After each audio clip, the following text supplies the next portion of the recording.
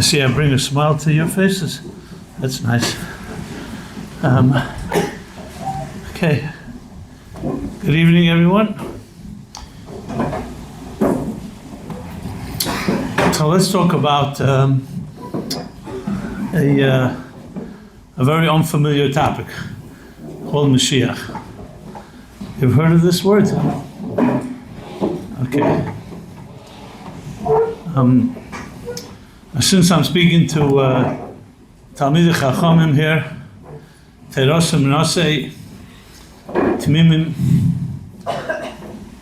so we think that you all are very familiar with all the sugis Shebetera, and definitely those that are part of the Yud Gimel Ikrim, and namely the Amunah and Bias HaMashiach, and especially as Chabad Chassidim, where Mashiach is such a central theme, B'chlal and Torah and Yiddishkeit and Chassidus, but especially by the Rebbe, as he established in the first Maimer Bas Lagani, Tavshin Yud Aleph, that this is the Deir HaShvi, the Deir HaAchrin and Golas, the Deir HaRishon and Geulah,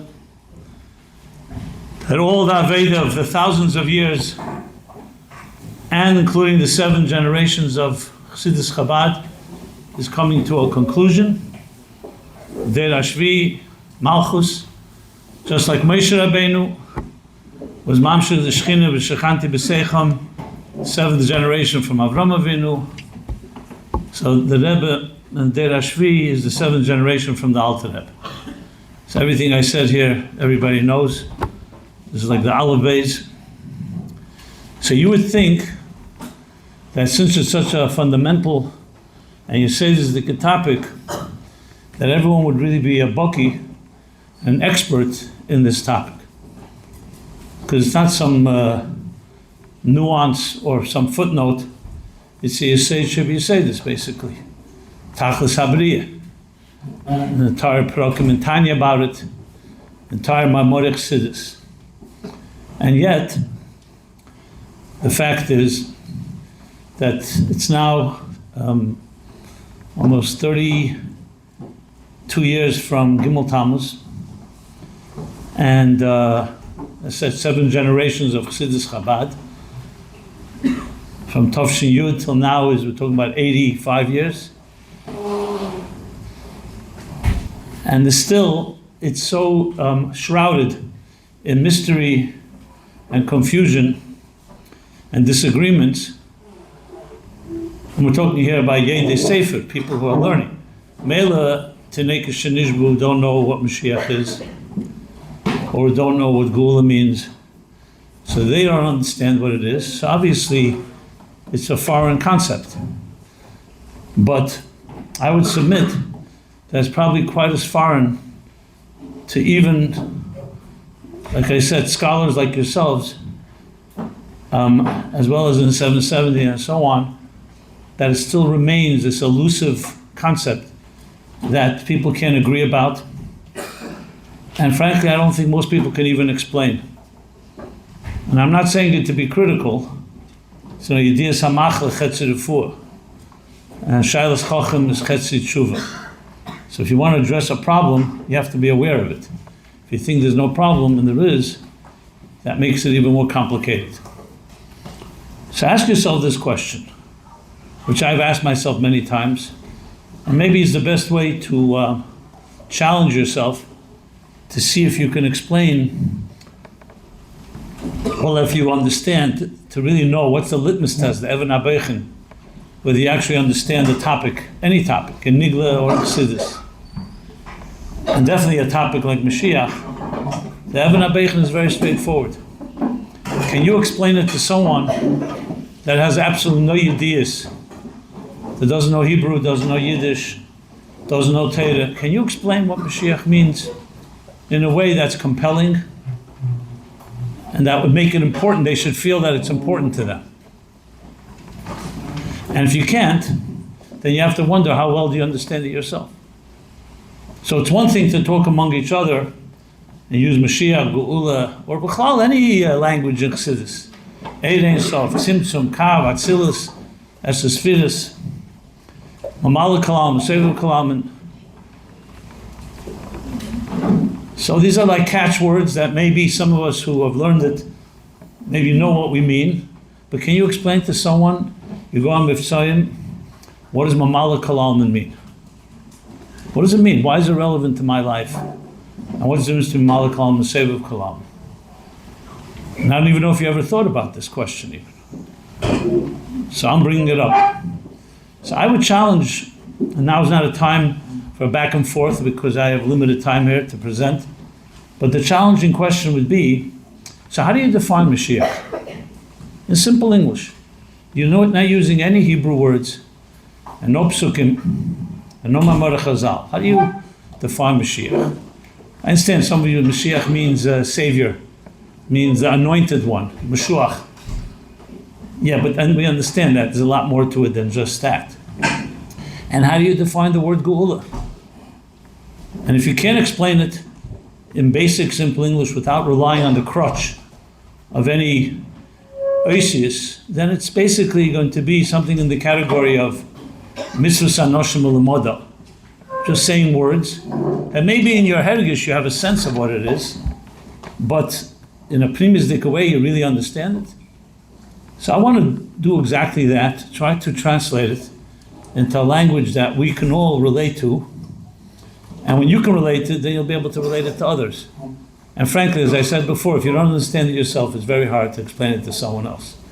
Even though, without mentioning names, I remember once Rabbi talking about a certain Chassid, and he said that he can explain things to others that he himself doesn't understand. Okay, but that was more Beloshen, but the Milsa de B'dichasa, more a humorous statement. But the fact is, in most cases, you usually can't explain something to someone. And you definitely can't, I don't want to use the word sell it to them, but you can't present it to them in a compelling and attractive way if you don't yourself internalize it. And hundreds of drashas and articles and books have been published in the last, I don't know how many years, even the last 30 years. In the magazines we read, whether it's Kvar Chabad or it's Beis Mashiach or other periodicals, in analyzing what is Mashiach and Geulah. All beautiful stuff. But I don't know if it answers the most basic Aleph-based question, which is Pshuta Shamikra, what exactly is it? And why should we be wanting it? And why should we be waiting for it? You know, we're living pretty comfortable lives today. So I understand after what the world calls October 7th, what we call Shmini Atzeres, and we see anti-Semites and we see Rahman al-Islam, hatred. So that's a good reason for Mashiach to come. But when things are going well, most people, when you're comfortable, you usually don't usually take for granted. And many people can ask that question. Things are pretty good. Here we are in yeshiva here, you're learning Torah, you're learning Chassidus, the Chassidim of the Rebbe. We don't have the Gzeidus, Rahman al-Islam, Hayalesiyah, that our grandparents had in Soviet Union or Nazi Europe, or before that the pogroms or the Inquisition or all the tzaras that we went through. So you could say it's pretty much, according to Shmuel, Ein ben Yemeis Mashiach le'elam hazeh el shibud malchis bavad. So we don't really have shibud malchis. Even though when I say that, people remind me we still have to pay taxes and there's parking tickets and speeding tickets. So that's the worst part of the shibud malchis. So you have to ask the question, when you're comfortable, so what exactly is missing? So being that I challenge myself this way, and I do deal with people you can't take for granted and just say Mashiach and Geulah and just throw out these words. So I want to spell it out in that type of language that, as I said, that's personally relevant. That's the key word. The whole Tanya, and by extension all of Chassidus, since Tanya's Teresh B'Ksav of Chassidus is based on, as the Alter Rebbe writes on the Sharblat, Kekorev elecha dover meid b'ficha b'lvovcha la'asesei eichu korev meid. And since this is the Teresh B'Ksav of Chassidus, so all of Chassidus comes to teach how it's korev meid. So what does this word korev mean? So if you look in the translations, you'll find close, of course, kiruv, sometimes accessible. There are different translations. Since I had the zchus to be a maniach and a chazer, so I had the opportunity to write to the Rebbe almost on a daily basis, questions around the sichos and so on. So I once asked the Rebbe, I was giving a shiur in Tanya. So one of my notes at Zettlach, I wrote to the Rebbe, I asked, can you translate Korev Elecha, Korev, as the word relevant? In the modern Hebrew, relevanti, if you like. Relevant. And the Rebbe made a check. So therefore we have a ishur and a heskem. Doesn't mean it's the only way to translate it, but definitely the Rebbe was maskim to that. The relevant is, I wrote it intentionally because when you say close, that the Torah mitzvahs is close to you. What does close mean? That you're standing near Aron Kodesh and sitting near it physically, the physical proximity, the Dalet Amos. You could sit near Torah and it shouldn't be at all relate to your life. On the other hand, you could have a Torah that Begashmis is 1,000 miles away, but you live with it. Chayenu ve'erech yamenu. So by using the word relevant, I was suggesting that it's not just that it's close, that it's personally relevant to your life, to the issues that you struggle with, to your daily routines, to the things that maybe you don't share with anyone else, to every aspect of your life. And therefore Tanya is coming to show, Eich, Moshe Rabbeinu said to the Yidden, that's Korev Elecha. But he didn't tell them how it's Korev Elecha. And Chassidus, starting from Tanya, comes to tell us that Korev means relevant. Using a little more English terms, emotionally relevant, spiritually relevant, psychologically relevant. And with the Rebbe's Askama, that you can translate it that way. So how do we define Mashiach as a Korev Elecha? What's the Korev Elecha of Mashiach? So there we have Tanya. The Alter Rebbe said that in Tanya he's going to give us the answers to all the questions and explain how it's Korev Elecha. So there's two prokim, Perek Lamed Vov and Perek Lamed Zayin, that the Alter Rebbe dedicates to Moshiach and Geulah. To translate it into simple English, and as you'll see in a few minutes, it's actually, in the words of Halacha, the Rambam writes about it in his two prokim, Perek Yud Aleph and Perek Yud Beis, the last two prokim of Yad HaChazak and Mishnah Torah, where he also talks about Mashiach in Nigla Dike, Halacha Dike Esis. So if you want to define Mashiach Geulah, you have to look in Torah. It's not just you and I define. How does Torah define it? So I'll start with the Tanya, even though in Seder Advarim it should actually start with the Rambam, but it doesn't matter, go either way. So the Tanya says, and I'm quoting now, the beginning of Perek Lamed Zayin. After the Alter Rebbe explains in Perek Lamed Vov that Tachlis Habriya is Nesava Kodesh Baruch Hu Liyas Le'dira B'Tachtenim. The Rebbe Rashab later added the word Dira Le'is Baruch. And he explains what Tachtenim means, not the Mokim, the lowest, not physically, but spiritually. That is the darkest place, Tacht N'Shen Tacht L'man Menu, a world where Lakus and godliness is not revealed, to the point of Cheshel Kafel Mechupel, a double and quadruple darkness, Moli Klippas V'Sitra Achre. Later, earlier in Tanya uses the word that the Rishayim Gevrim Bei, and to the point that people say, Aniva Afsiate, Mamba is the opposite of reality. Instead of Eneid Mulvade, that only a Lakus, Aniva, there's only me, I'm the center of the universe. Ani Va'afsiate, nothing else. The Dafka there, the Eibishter wanted a Dira, not Neil Misalyenim, not Silas, not in all the higher worlds. Dafka in this darkest of worlds. And that, he continues, is exactly what Mashiach and Geulah is, when that Tachlis will be fulfilled. The purpose of creation will be fulfilled. And he brings a bunch of psukim, v'nigla kveid Hashem, v'rol kol b'asar yachdav, ayin v'ayin yiro, v'hayin echareis es merecha. Me'ein zeh we had by Matan Torah, but the full shleimus, or what we call Gilui Alakus, will be when Mashiach comes. Then in Perek Lamed Zayin, the Alter Rebbe begins, V'hinei tachlis zeh of the Mesa Mashiach Tchis HaMesim. And here's the line I want to focus on. And he explains what he means. He doesn't just say the word Mesa Mashiach and Tchis HaMesim. He says, V'hu gili erein sof be'el mazah gashmi. That's totally b'maseinu v'avedeseinu. That's the beginning of Perek Lamed Zayin. The chapter goes on to explain how our actions direct impact on this Gili Elokus and El Mazar Gashmi. That's the Lashon of the Rambam. The Alter Rebbe.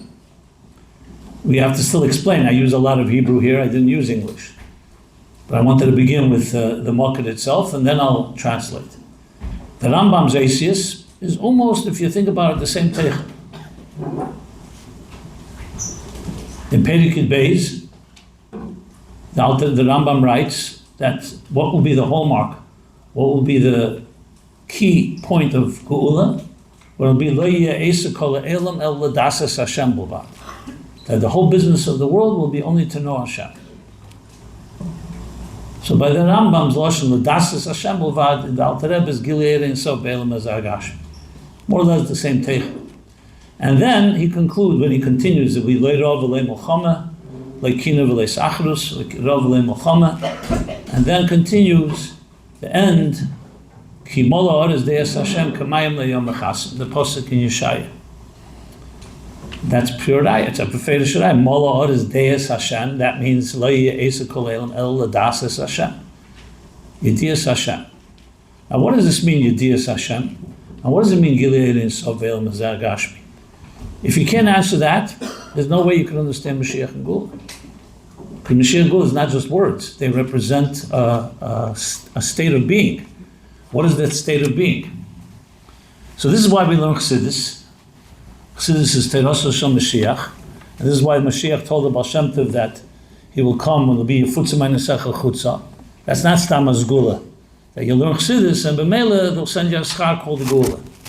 It's Siba Mesubav. If you learn and make Elokus part of your life, then that itself is Megal Elokus, and that is Mashiach. Basically, Mashiach is the sum total of Maseinu V'Avedeseinu, and especially our learning the Mayonis and being mefitz them Chutza.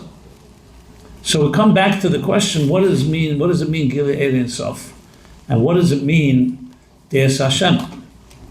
In simple English. So the quote can go for many different sichas. I'm going to use here Achri Meis Kadeshim, Tovshin Nun Aleph, and the sicha after that, the week after that, Emer Tovshin Nun. So famous sichas, I'm sure you've learned them, talks about Geulah and Geulah, where the Rebbe explains that the difference between Golos and Geulah is the Aleph. That when you put the Aleph in Geulah, it becomes Geulah. What is the Aleph? Aluf Shel Elam, Elokus, Shem Echad. That's the whole difference. And it's interesting when the Rebbe said that Sikha, which I had the schus of preparing, and the Rebbe's Magiyat. So he actually began the Farbrengen, if I recall correctly, by saying that he's getting questions from people who are afraid about all this talk that Mashiach is about to come. What are they afraid of? He said because they built up, the Rebbe didn't use the words that I'm going to use in English, but the teichem was, they built up nechasim, property, what we call equity. They have companies, they have real estate, chafetzim, possessions, homes, businesses. And people know you spend your whole life to build a successful business, and suddenly Mashiach comes, and all that you built up in your life disappears. So they write into the Rebbe, they're afraid that Mashiach comes, life, as we know it, will end. And what will happen with everything, all the efforts, all the connections you have? I mean, you still, as I said, you live in the world of Torah. When you go out into the Havlei Elam of business, it's all about connections, who you know, the money you make. Even if you're a Chassidic or a Yerushalayim, business is business. And the Rebbe smiled and he said, you have nothing to be afraid of, because Geulah is not a stira to Geulah. It's Geulah with an Aleph, meaning everything you have in Golos you're going to have. Geulah must have the words Gimel, Vav, Lamed, Hey in it, or else you don't have Geulah. No, Geulah is built from the world that we know. And if you look in Tanya, Perek Lamed Zayin, the one I just quoted, that's exactly what the Alter Rebbe says. Maseinu v'avodeseinu. Geulah doesn't come in a vacuum. It comes a direct result of our actions. So it's the world that we know, just with an additional element, that it's not just a materialism as an end in itself, but as a means to lo ye'esa kol elam elo dasas Hashem b'lvad. Okay, but we still need to explain what does the aleph mean. Fine, it's all nice atheist. How do you explain it in simple English? So I've been challenged to do this many times, as I mentioned, to all types of audiences. We call captive audiences and also hostile audiences, which means I'm not sure who's more hostile, Frumi Yidden or secular Yidden, but it doesn't matter. The Geulah Pale. How do you explain this? So I'm going to use two examples. These are my own examples. One is straight from the Rebbe's letters, and one is an example that happened in my life, which is an extension of the first example, as you'll see. So I would phrase it this way. Just as I challenged before the question, what means Mashiach and Geulah, let's pose another question. If Mashiach were to come right now, and let's not get into the questions whether he can come at night or not, as the Rebbe always says, Mashiach will answer that question too. Or Mashiach comes tomorrow morning. Can any of you write up, let's say, a page or two to describe or give a presentation of what the world will look like when Mashiach comes? What will it look like? What will this room look like? Will it look exactly like it is right now? What will the streets look like? Kingston Avenue, Eastern Parkway, and Eretz Yisrael, the streets of Manhattan. Will there be birds? Will there be grass? Will there be trees? Will everybody be running to the airport to fly to Eretz Yisrael? Or will you send clouds that will take us? I don't know, have you ever tried to envision it in a practical way? So one day maybe you will never have to do this, but if you have to make a presentation, let's say a business proposal to someone, and want to say, I'd like you to invest in my company, they're going to ask you a question like that. Can you envision, tell me what this company is going to do? Why should I invest in you? Tell me what are you going to accomplish that has not been accomplished? So if you cannot describe what the world will look like when Mashiach comes, I'm saying you, people who learn about it every day, how exactly do you think it could be a tangible reality if you can't even imagine it? So if I've asked this question maybe hundreds of times in the last 30 years maybe, and many times Bachram answer me or others say, that's the mystery, we don't know. The Rambam says we don't know. We know a few details, but most of it we don't know. It's like a mystery, we don't know. So what does the Rebbe mean to learn in Yonei Geulah Mashiach? So we should get accustomed to what the world of Geulah is, and what is the whole Chassidus coming to teach us about Elokus if it's all so mysterious? So one book I remember, more than one, told me, Elokus is also mysterious, it's the same thing. So we learn it, Mitzad Kabbalah Zelle. In other words, so the whole learning has nothing to do with really, it says, Shleishim Yom Kedem Achag, you're supposed to learn about Hilchas Achag. Why? Because if you don't know Hilchas Pesach, how are you going to be able to keep the mitzvahs of Pesach? Or the same thing with other Yom Tov. So you're not learning Stam Epsas Geulah to learn, you're learning to know what Pesach is about. How could you know anything if you don't learn? Talmud Gadol Shemei V'Lidei Ma'aseh. So who teaches about Hilchas Mashiach, Chassidus, or the Rambam that I mentioned? So that's supposed to tell us what it's going to look like. So then I go back to the question, can anyone describe what it's going to look like? Be honest with yourself. You don't have to answer to me, answer to yourself. Well, I'm going to try to answer that question. But again, it's important to be honest, because if you read Zechayim and convince yourself you're already there, and the bottom line is you can't explain it to anyone else, probably a pretty good sign you don't really, and you have to sometimes swallow your pride and say, maybe I don't really get it. Which really would be quite embarrassing, obviously, after all the years that we've been talking about Mashiach and learning about it. But you know what? Leah Baishan Lamad, got to get over our shame and acknowledge it, and that's how you start growing, when you get uncomfortable. Now, If I'm not making anyone uncomfortable, maybe that's tovei lechem bracha, maybe that's a good sign, or maybe it's a bad sign. I don't know, you can figure that out yourself. So here are the two examples I want to give about envisioning Geulah, to be able to answer practically for you, and not repeat what it says in some book or some sefer. So the first is a letter from the Rebbe, Tavshin Yud Aleph, I believe, early years. And it's a letter printed in Igros Kodesh. I don't remember now the volume and the page, but in that you can find it in the Mafteches. It's a very fascinating letter to a person who owned a, oh, the hot dogs have arrived. Okay, perfect. Geulah food. Yeah, good. You have to feed the body. It's Shusik Dusha.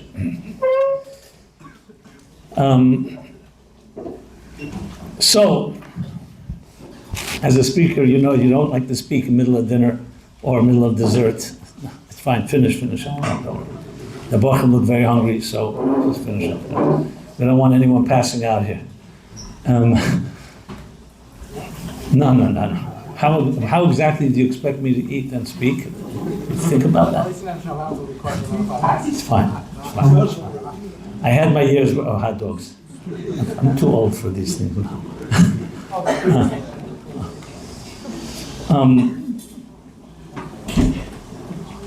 So, no, it reminds me, I remember, this is a Agav, maybe it's not an Agav. It was one Shabbat, one Simchas Torah here.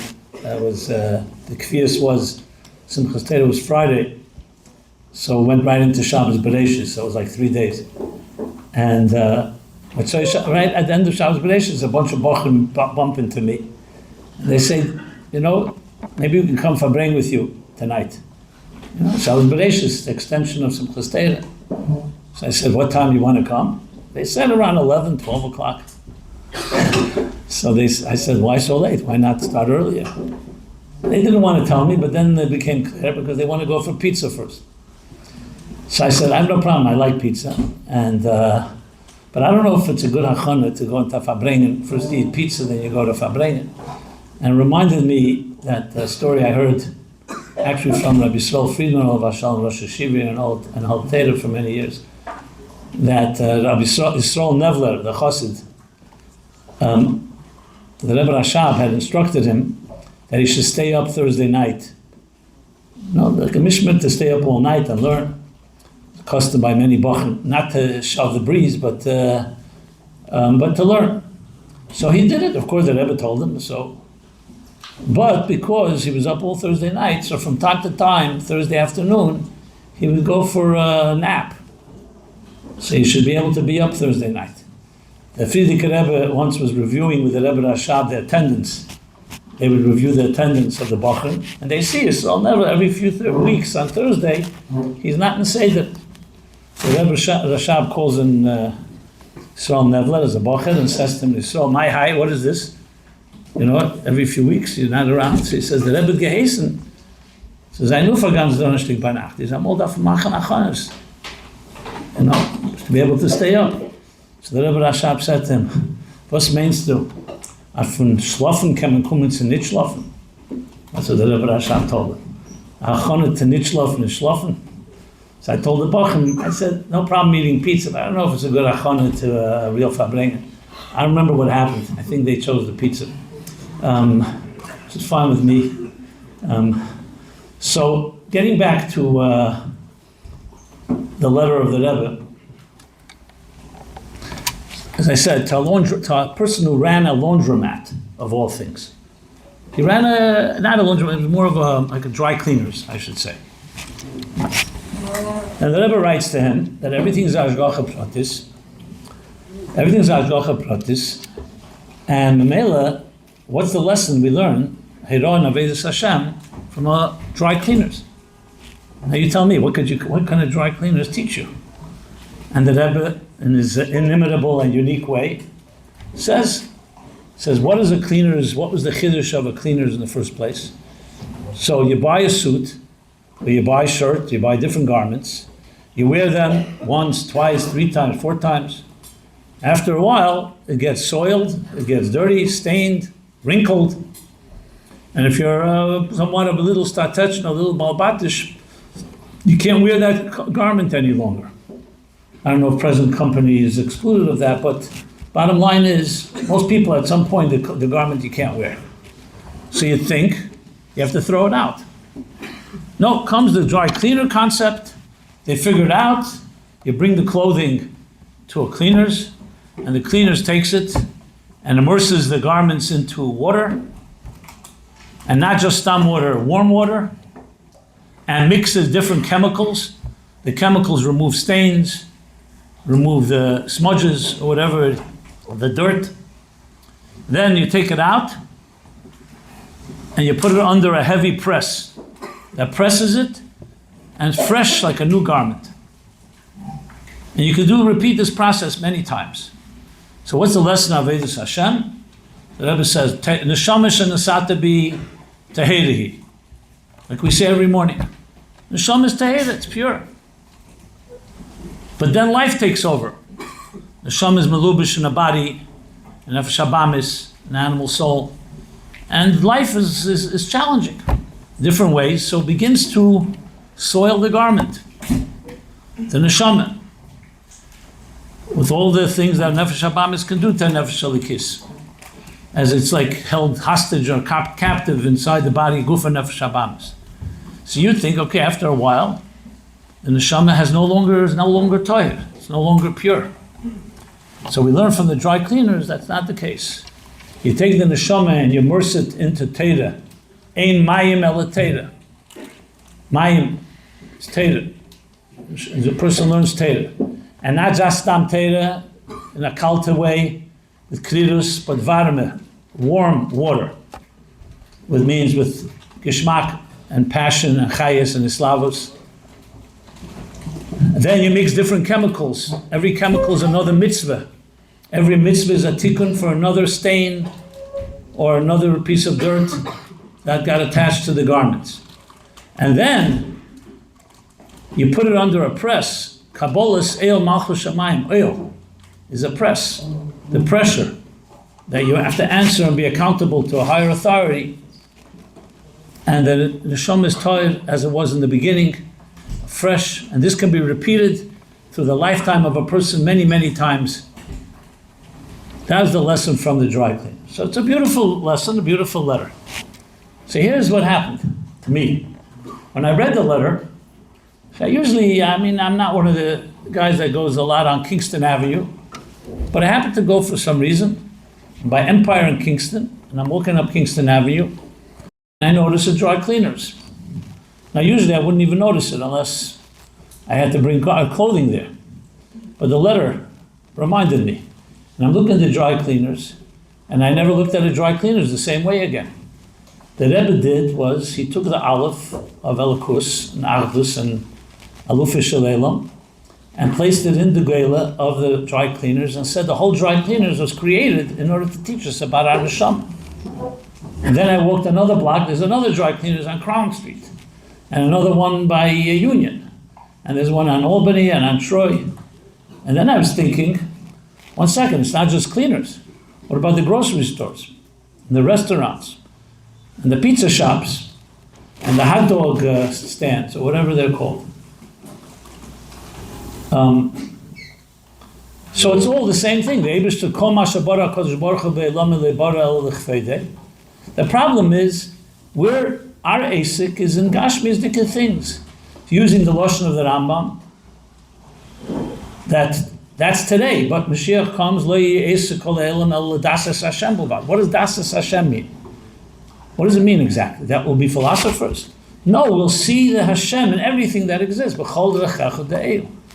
see the Elikus in the dry cleaners and in a pizza shop and everything. Obviously things that are Dvarim Asudim will be eliminated, but even there's a Nitzutz Kedusha. So in other words, simply one letter that I read from the Rebbe, looking at the world through the lens of the Rebbe, you see a different world. You see the same world. Everything will stay the same. However, we'll see the purpose of it all. We'll see the tachlis. That's Gili Ein Sof B'Olam Hazeh Gashmi. It's not such a mystical idea if you think about it. Today we don't see it.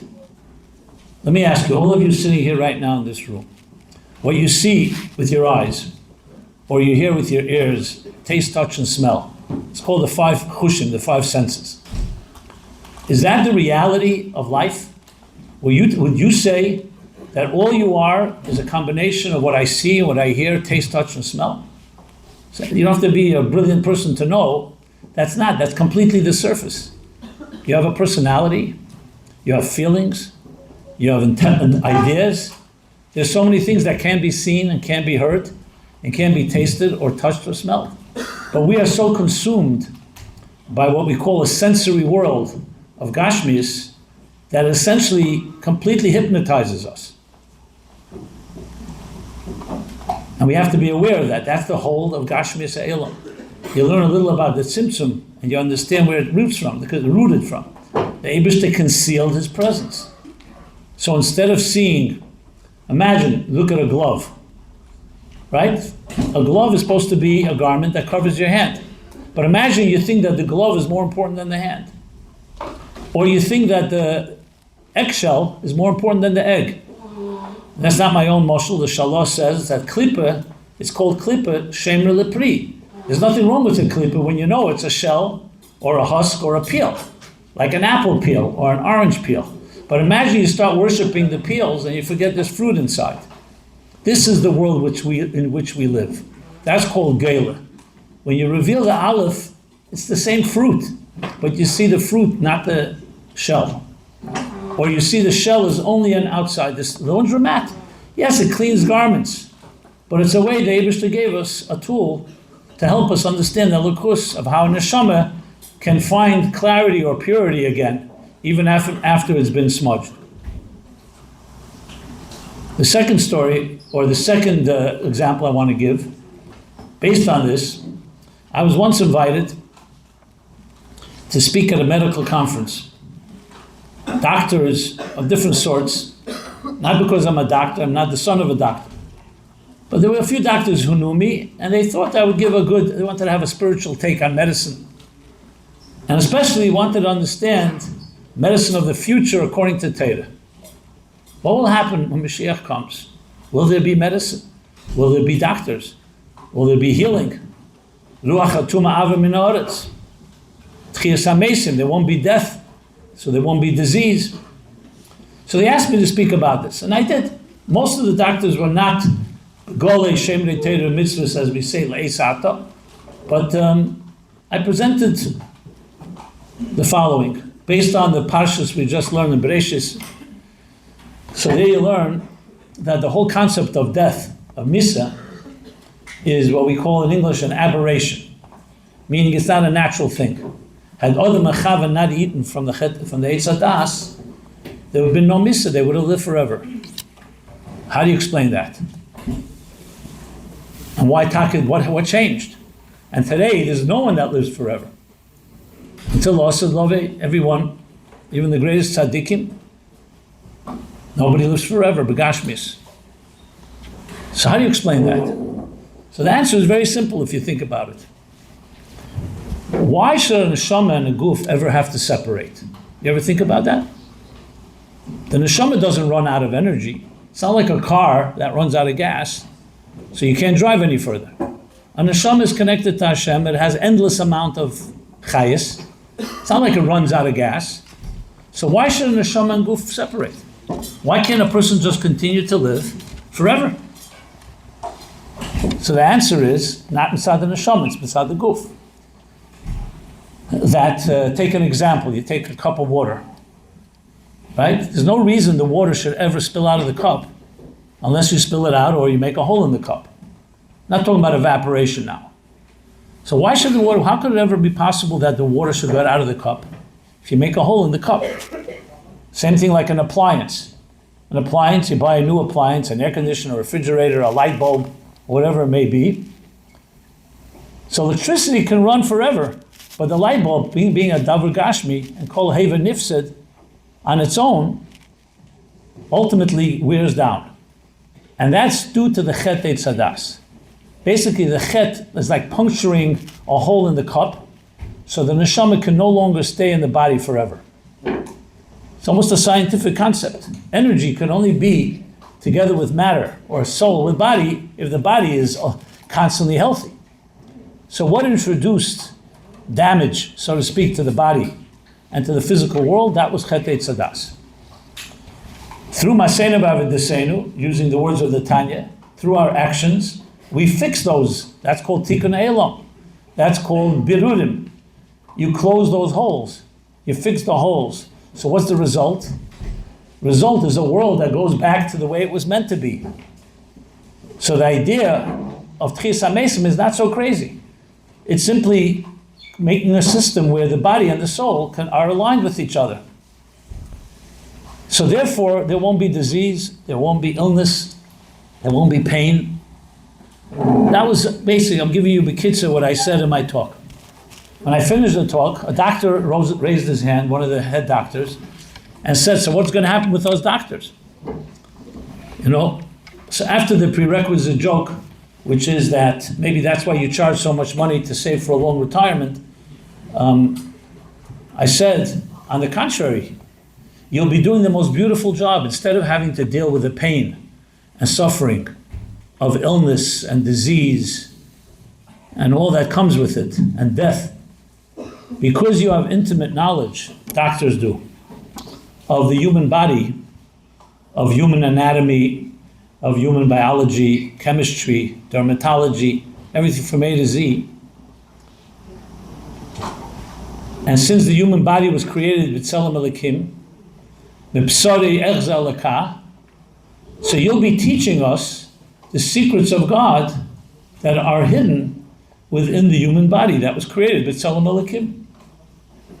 Just like astronomers will teach us the secrets of Hashem, when you look at the cosmos, when you look at the stars and the sun and the moon and outer space. And just as dry cleaners will teach us about God through the work that they do in refreshing garments. Basically, everything in existence can be looked at as a job of its own, or it's a moshel and a dugma for elikus in this world. So let me tell you what happened. As I said, 90% of the doctors were people who never heard these concepts before. They did not learn Torah. Many Jews, also non-Jews there as well. They stood up, and I'm not saying it to toot my horn, they gave me a standing ovation. And they were so touched. Till today I have connection to many of these doctors. They said they never heard anything like that before. Because for them, they're helping people to heal. But they know all healing has limits. And for the first time, they appreciate their own science, their own work, in a far better way, that their real role is to actually reveal godliness in everything. Now these are people who the word elikus, Geulah elikus, is not something they ever heard before. But in simple English, when you think about it, it's just making it practical. Talk about korev elecha, dover me'ed, to make practical. This is practical Moshiach and Geulah. And the idea of making it so abstract, that it's so deep and so beyond us, of course, there are many levels in Geulah elikus that are much higher than what we can discuss right now. But you have to first begin somewhere. How do you put the aleph into Geulah? If you can't imagine Mashiach right now in your life, what is your room going to look like? What is your life going to look like? And I'm not talking about miracles now, that they shall shechti Yetzer Hara and so on, which is even hard to imagine as well. If you know your Yetzer Hara well, it's not so simple to understand how that's going to get away, how we're going to get rid of that. But the point is, the challenge and the way you look Chassidus is to understand it in a practical, personal way. How is Geulah going to play out in your personal life? That's all that's asked of us. If you can understand it in your personal life, then it's not difficult to explain it to others, and also not difficult to explain how it will affect the larger world. Because the world at the end of the day is just individuals like us right here. 8 billion of us on this earth. Each one created with Tzelem Elokim, and each one trying to find their tachlis achayim. So yes, when you speak and the Rebbe says, like Chayei Sarah Tovshinun Beis, that we finished Avedis Hashlichus, and all that's left is Kabbalah's Pnei Mashiach. What does that mean exactly? And the arguments that rage around. Some people think it means Yechi. Some people think it means the opposite. Everyone has their interpretation. But you learn a little Chassidus, why don't we understand what Kabbalah's Pnei Mashiach means? It's not some type of mumbo-jumbo of mouthing slogans. It's about an attitude. It's a consciousness. Tzemach Tzedek explains in Derech Mitzvosecha, Minei Melech, at the end, what's Mashiach? A Melech and a Rav. You know what Kabbalah's Mashiach means? It means you accept the Rebbe, accept Mashiach as your authority. That's called a Melech. You listen to him. And your Rav, your teacher. That's what it means. It doesn't mean sticking a crown on someone's head. That's the technical part of it. They will still decide how that works out. It also doesn't mean we can't go ahead and build a Beis Hamikdash Shlishi, and we also can't create Tchias HaMesim. But what we could do is in our Avodah, how you live, Geuladik, that's what the Rebbe is saying. The Rebbe says there, it doesn't say stop doing Mivtzayim, stop doing mitzvahs, Chaz v'Shalom. Make sure that they're imbued and they're permeated with Mashiach Dika consciousness. What does that mean? That when you speak to someone in Mivtzayim, you ask them to put on film, or Neshek, or any other Mivtzayim. Not just you should do the mitzvah, explain this mitzvah is part of Maseinu V'Avodaseinu that fixes the punctures in this physical world and aligns it with the purpose of existence. And in its small part, it's a little piece of Mashiach. Yeah? Every mitzvah, according to the Alter Rebbe's language, Maseinu V'Avodaseinu, is a building block toward a big structure called Geulah and Mashiach. And every mitzvah ever done, from the beginning of time till today, is more and more brick in this structure. So there are opinions that Mashiach will come in Milmaila. The Alter Rebbe clearly paskins not like that. That Mashiach is through Maseinu V'Avodaseinu. Of course, the final step, the Eibishter will decide when now the Geulah comes, and Beis Hamikdash Shlishi will be rebuilt. But from our part, our actions are directly contributing to Mashiach. Every time you do a good deed, every time, like the Alter Rebbe says in Tanya, Yedecha, Yeyetzahara, Kol Tchiyah V'Tchiyah, and you refrain from something inappropriate, is building a building block called Geulah and Mashiach. So it's directly dependent on creating Geulah and Mashiach within ourselves. And it is a consciousness thing. It's not just an event. It's a state of being. It's a state of awareness. Awareness of what? Of the Aleph in Geulah. Whether it's in a dry cleaners, or in a pizza shop, or in medicine, or in science, or in business. Everything in this physical world, that means a dira b'tachtenim, that tachtenim themselves, like the kesef, zov, and acheshus in the Mishkan, was gold, silver, copper. They were physical objects that people used for other things. They even used it for Egel Azov, Chmon al-Itzlan. But the kavana of all these physical items is the elikus in it, to make it a home for Hashem, to make a v'shachanti b'seichel. And it begins in our own personal lives, envisioning it in a very practical way. A few years ago, I was thinking, still have a machshava, just to bring it down, of doing a contest. We did the essay contest for Chassidus Applied, some of you may be familiar with, for a few years. So I was thinking, I actually went to a few gvirim, I said, because I knew it would get people's attention if you give them $100,000 first prize, right? Most people would think about it. Not because of the ruchnis, but because 100,000 sounds like a lot of money. And I actually convinced a few gvirim, I said, I want to make $100,000 first prize, and the contest would be, who can best describe what life will look like when Mashiach comes. And it would be judged by many judges to see who comes up with the best scenario. The whole kavanah would be that make people think about it that way. And I think that, if any takeaway from anything I'm saying here, if I get you and get us all to just try to envision what Geulah would look like in a real way, So I remember I once, when we were talking about it, I was talking to someone. So he said to me, let me write something up. He was vice states a good let's. So he wrote up a whole description, which I don't even want to repeat, but I'll repeat it because it was so ridiculous. He wrote a whole picture how on Eastern Parkway, coming from Springfield Avenue, Montefiore, you'll see skeletons walking on Eastern Parkway to 770. That was the way he was envisioning Tchias HaMesim Mashiach. Anyway, I said, when we do the essay contest, you'll submit and we'll see whether you win the $100,000 prize. It's very good for a horror movie, but I don't think it's going to work, Okay, so, but at least he tried, Everybody tries their best they can do. But as you can imagine, that's not the intention. The intention is to understand how life will be. And I absolutely cannot come up with any better way than when the Rebbe said, Tut alles was erkennt. And he said that to all of us. He didn't make any exceptions. Do everything you can. So what is the first thing that came to my mind? It was obvious. To teach ourselves and to teach everyone around us what is Geulah Mashiach and try to live up to it as best as we can. Obviously we have challenges, but it begins with that. It means look at the world through the eyes of the Rebbe. That was every sikh, every maimer is about that. All the Rabbeim did that. They said, here's the world that you see, and here's how to look at the same world. And like I said before, when you use your 5 chushim, the senses, you see the outside, this outside surface that we call the tip of the iceberg.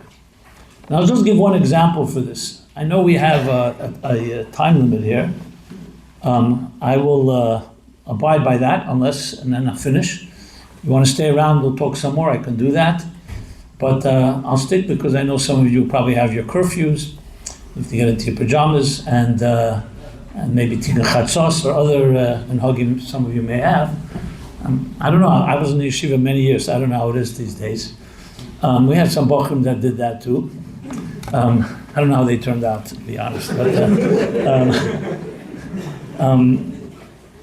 But I will say this, that a good example I want to share, because I think it's a very muchshizdik example. And I'm using an example that the Rebbe used in some sikhs, scientific example. And I don't know if any of you have ever heard of something called quantum mechanics, physics, basically, modern physics. It's essentially the study of the invisible forces that shape all matter. When you hear about atoms, molecules, and so on. In other words, you look at this lectern here, or a table, or a chair. Everything is made up of smaller particles.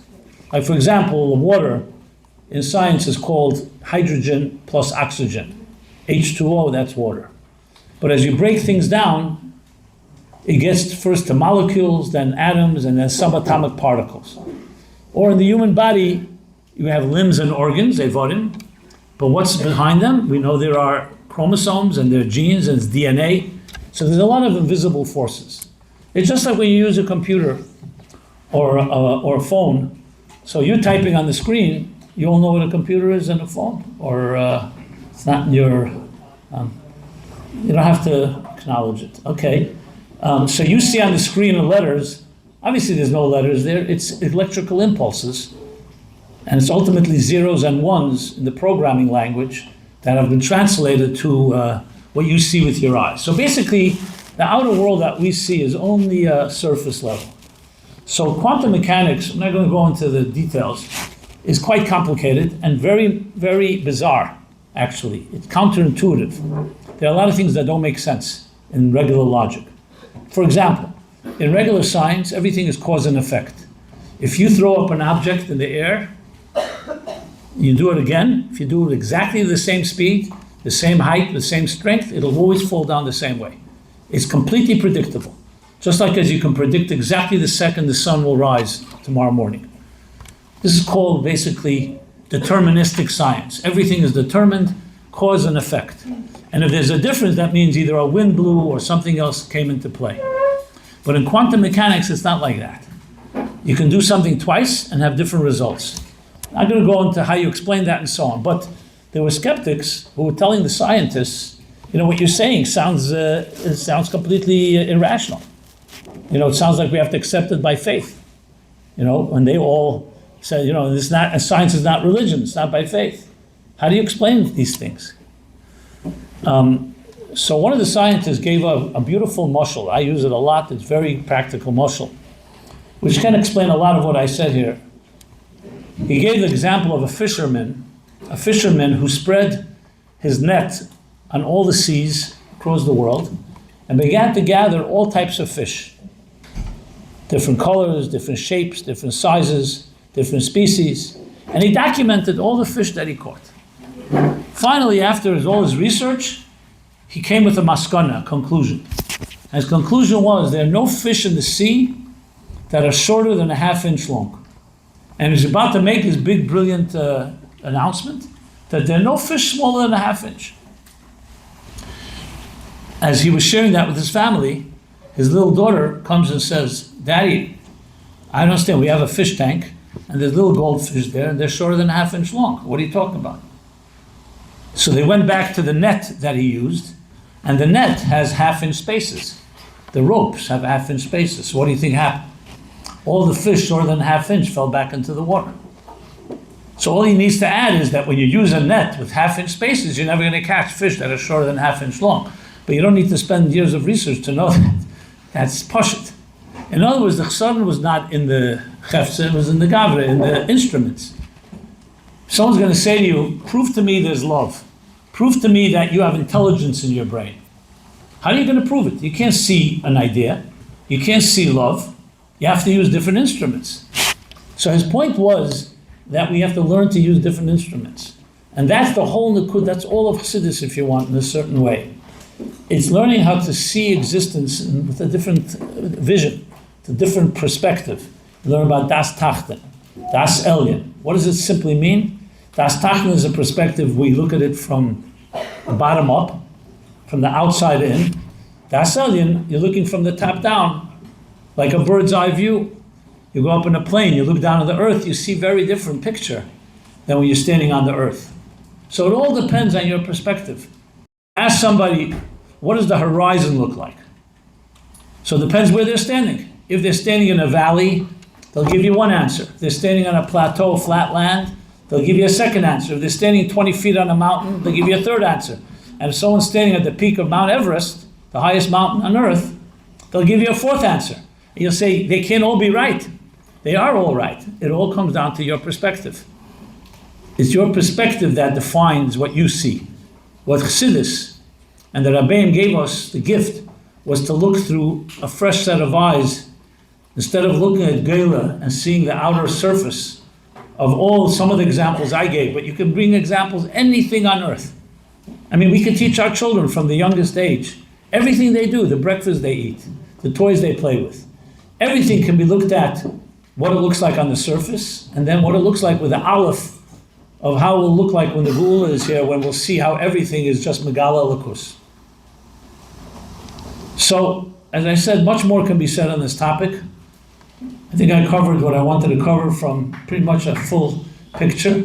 1 second, we'll hold the applause 1 second. Or the booze, or whatever it is you want to give me.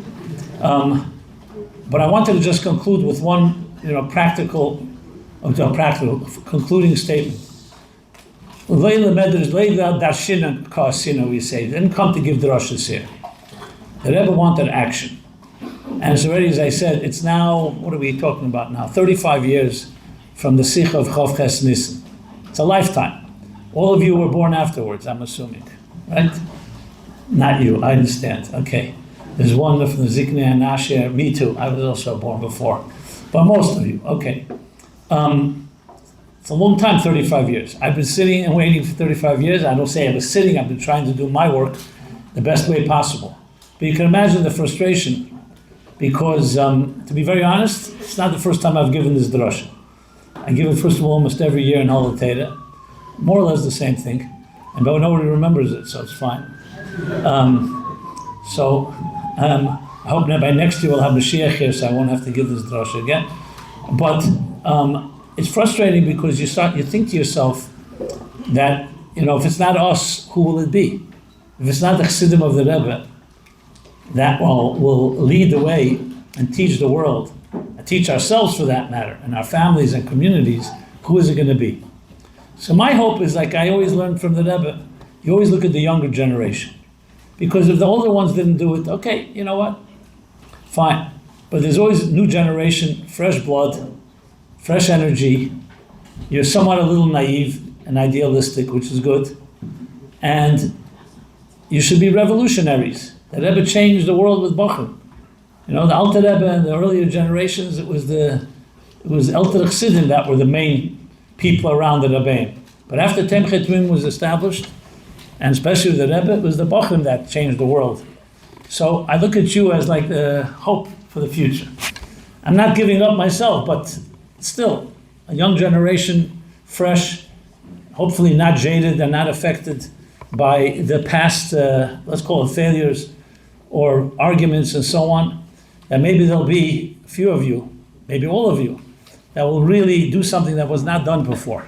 And we're not looking for new mitzvahs, derech yeshara, we're not looking for new, but we're looking for a new chayas, a new way to bring to the world this awareness, this consciousness. We'll call it Elokus consciousness, the aleph of Geulah, of the aleph that you put into Geulah and turn into Geulah. So if you can envision what Geulah is like, and we can teach it to our families, to your younger brothers and sisters, and it should be part of the conversation on a daily basis. You know, what did you see today? And tell me how you see the aleph in it. It could be a laundromat, it could be anything. If you just put your mind to it, I think that is already some hazazah. I'm not saying it's the only thing we can do, but it's something about what it means to internalize and personalize Korav Elecha, Geulah, Moshiach, and of course bring it down not just as a concept, but live by it, to live by it. You know, I never look at dry cleaners again the same way. Trust me, every time I see a dry cleaners, I always think about my neshama, which is not always so comfortable, to be honest, because, I also have a nefesh habamis, but every time I see it now, I look at dry cleaners, I think neshama shenasata te'eri, and imagine we can look at everything that way. And hopefully, to make a little effort, even etzbek tana, so we'll be zeichet, what the Rebbe said, you do everything you can, and we'll be zeichet, as the Rebbe writes at the end of, says and writes at the end of Bosligani, v'niske zenzach min Rebbe dolamata masar tfachim, v'hu yigalenu. Thank you very much. Very kind of you, very kind, very nice, very nice. Very nice.